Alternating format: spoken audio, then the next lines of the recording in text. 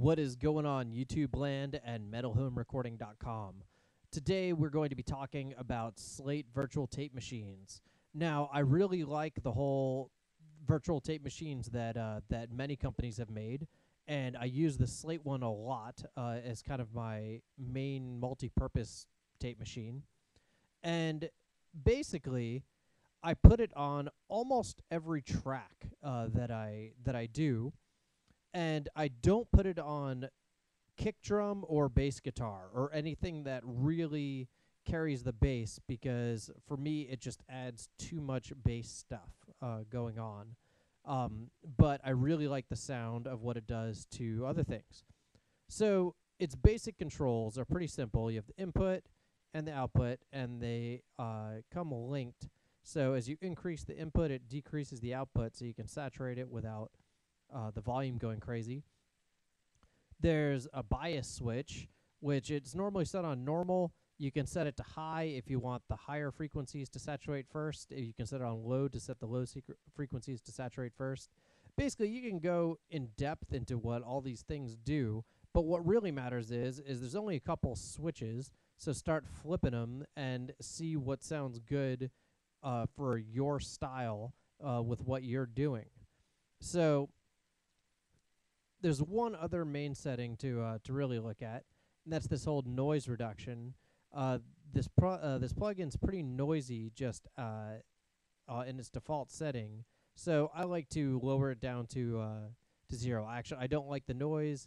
You can have the noise in there if you want. Normal analog tape machines make noise, so some people think the noise is really important, but I don't dig the noise. So I've got my sort of standard preset here as my no noise standard, and it's got the noise set to 0. And I like the bias set to high, it just works for me.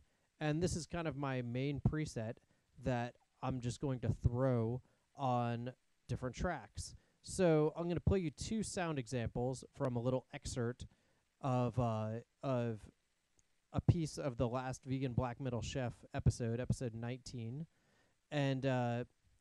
And check it out. I'm going to play once with virtual tape machines on guitars, snare, toms, overheads, everything besides kick and bass. It's on my vocals too in the episode, but I took out the vocals here so you can really hear the all the other instruments. And then I'll play it once without. So here's with the virtual tape machines.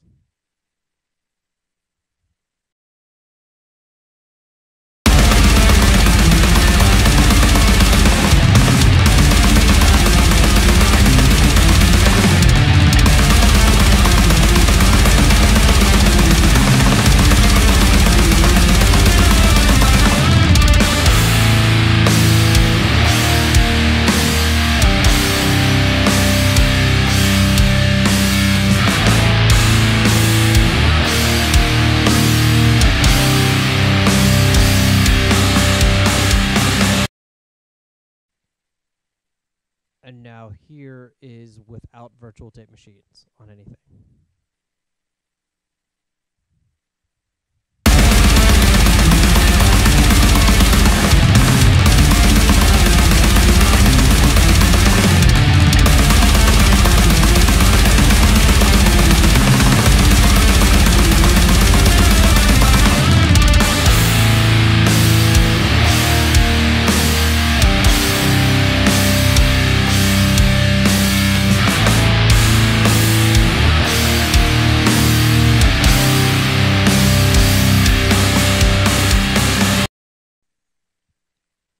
Now, the first thing you may notice is, first of all, it's kind of a subtle effect. This is not, it's more subtle than, it's more noticeable than some effects that you'll use, but it's not crazy night and day different. I personally like how it softens the high end of with the virtual tape machines on, but it's kind of a judgment call. I also like what it does to the low end with a lot of different instruments and tracks. You can try it on kick and bass and things like that. It just, you probably have to mix with that in mind instead of adding it on later. because or else it will it might just make it too much bass. The other things you should know about virtual tape machines is that it uses up a ton of CPU. So every time I have to I put it on a track, I have to freeze that track and kind of bake that in there. I mean, you can always unfreeze it in Cubase, but it takes up a ton of CPU. And also, if you're playing guitar, you don't want to play into the virtual tape machines, or else you'll get some latency hearing it back. I hope that that helped y'all out. It's something I'm a huge fan of the Slate virtual tape machines. I like some of the other ones as well, and I hope you like this review and tell me if it was useful for you. I'll see you next time.